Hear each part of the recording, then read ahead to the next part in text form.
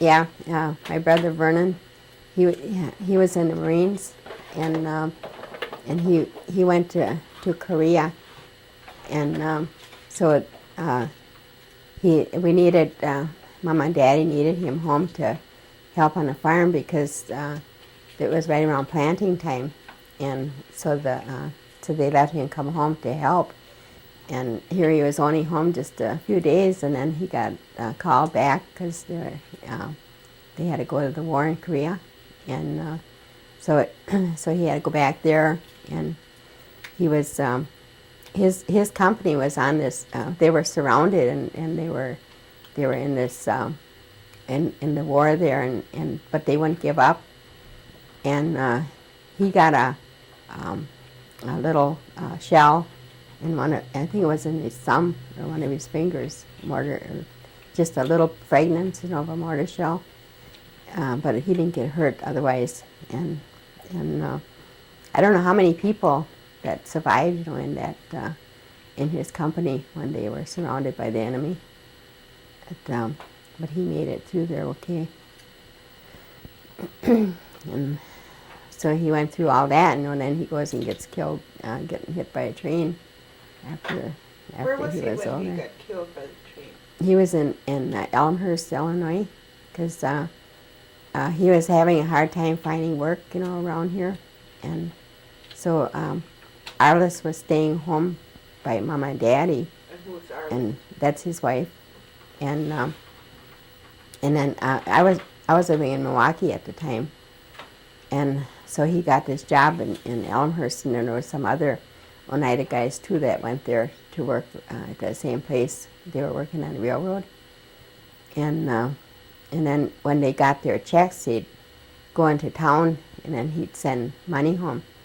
So he went into town and he sent a money order home, and then he was going back to where they stayed in Elmhurst, and he must have fell asleep because they were him and I think it was one of the guys that was with him, that Sylvester Smith. I think that was his name. He was telling us about that just maybe about a week or so before that when they go into town and they go back to where they were living, that conductor or whoever it was on the train would leave them asleep, if they fell asleep, and then they'd have to walk back to where they were supposed to get off in the first place. So that's what happened to him that night when he was on his way back, and it was raining, and he was walking on the track that there wasn't supposed to be no train on, and here there was a special train that was coming through there, and it must have hit him. It didn't hit him directly. He must have got far enough away, but it still threw him, because he didn't get all squashed or nothing. He just got thrown, and he got like a real bad skull fracture that killed him, and so then he died, and then he came back and had the funeral out in Oneida. And he's got 4 children. He had Ronnie is the oldest one, and Isaiah, and Vivian, and Carla and Vivian. Vivian is the baby. So his kids are all doing real good now too. They're living in Michigan. Do you remember way back when we used to get 52 cents a year? Do you remember that? I don't remember getting the 52 cents, but I remember them talking about it. That there was 52 cents every year. From the government? Yeah, and then afterwards, I think all the kids were born already. All my kids were born already when they paid everybody, but I don't remember how much it was now. They paid everybody a check, and that took the place of the 52 cents a year, because they kind of left it build up for a while. I think that was Percy, I think, was the chairman at that time. He was in his early years of being the chairman. That must have been back, maybe about in '64, so it was around in there. Is there anything else that you'd like to tell us about your childhood or your growing up years?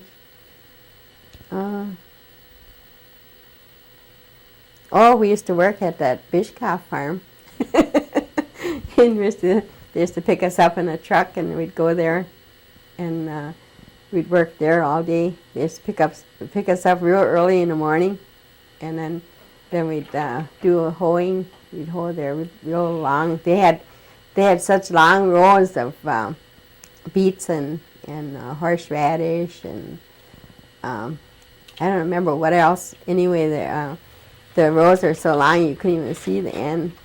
And and then we used to always wear those long pants, long sleeve shirts, and a straw hat and gloves so that we wouldn't get all real sunburned real bad out there. But we didn't get paid very much either. I think we only got like about I don't know if it was even 50 cents an hour. It wasn't very much. But it helped out though. Do you remember working any other places when you were a young girl? No, that was between that, going to working for Bishkoff's and working on the farm and picking beans. Daddy used to have those big bean fields, so we pick beans, and then when they'd like when they'd harvest the straw, we do they call it thrashing the oats. That we'd have to have a lot of hired help then, and then they'd always have a great big dinner there for all the hired help, because that was always a real big job, putting all that oats in the bin,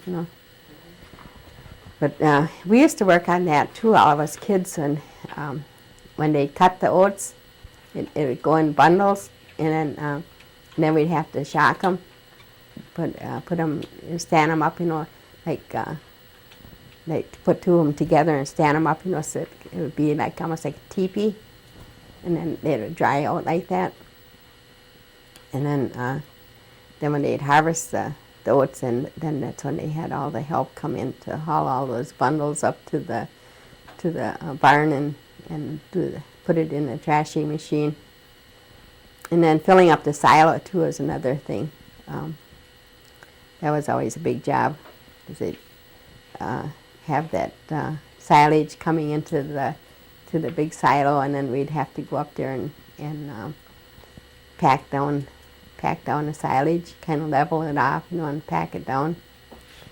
And then when we'd make hay, we'd drive the horses, and a lot of times I drove the horses, and they'd have that the thing in the back of the wagon that the hay would come up, and it would be coming all the way up to the top, then it would drop down into the wagon, and then my brother would be up on top, or else whoever was back there would be leveling it off.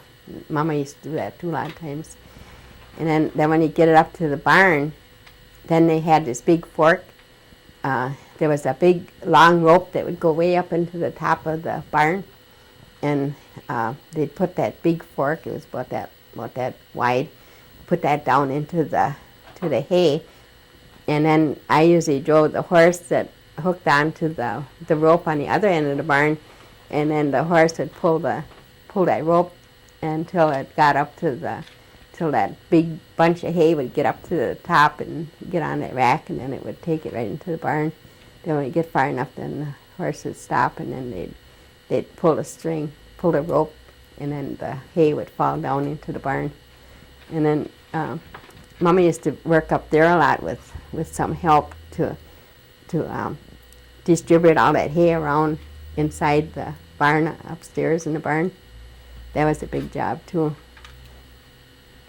So all those jobs that they had on the farm was pretty, it was all really manual work, But then when we'd cultivate, I used to ride the horse for cultivating, and then one of the, it was usually Elder or Edwin that would hang on to the cultivator, and they'd keep it straight, and then I'd be riding the horse, and we'd be going up and down the roads, cultivating the corn. And so that was always a lot of fun to do that, cultivating. What do you think that the tribe could do more for the elders today? What would you like to see done for the elders? Like they help some, but they don't help everybody. You have to be like 70 or older, or else you have to be disabled, and they'll help you, you know, if you're in that category. But there's a lot of people that are younger that could use help that can't get it. So you'd like to see that? I would like to age see it so they all, lowered? yeah, so that all the elders would be able to get help, and, you know, instead of just what age do you think it should be? Well, they consider 55, you know, elder. Mm-hmm. So I think at 55, you know, if they need help, they should be able to get help. Instead of waiting until you're, you know, like really old, you know. Like I think their age is 70, you know, not unless you're disabled. Do you think it should be 55? Yeah, I think they should help people that are 55. Unless they don't want the help, you know, anybody that needs the help, I think they should be able to get it. Is there anything else that you'd like to see? I would like to see the nursing home be able to take anybody, any elder, any Oneida in, because the way it's set up, if you're on Medicare and you're not on medical assistance, you can't go there. The way I understand it,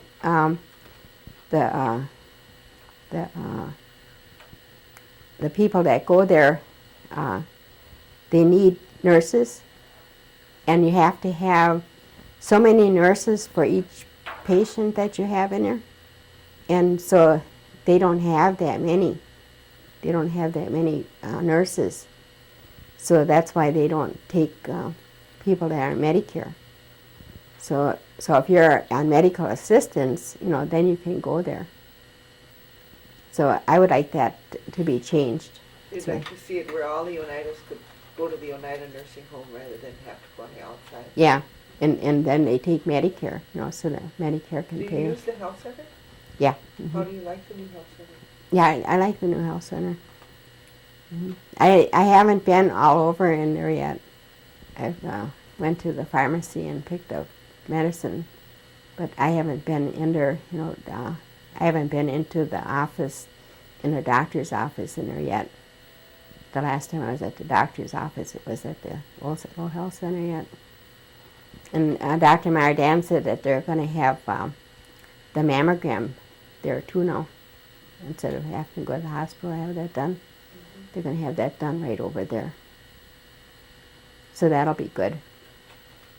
So then you won't have to go to town to have that done too. Well, I want to thank you, Gwenevere, for taking this time out of your busy life to come and do this interview for us. And I hope your children will enjoy it down the road. Yeah. Okay. Thank you. Okay. Great. Number, by the way, 15 is the time code. She's a half I'm going to go to sister. 15:30 on this. I believe she was a half Was sister. that the older family then? I believe it was. How old was she when you were young? Oh, she was old then. Yeah.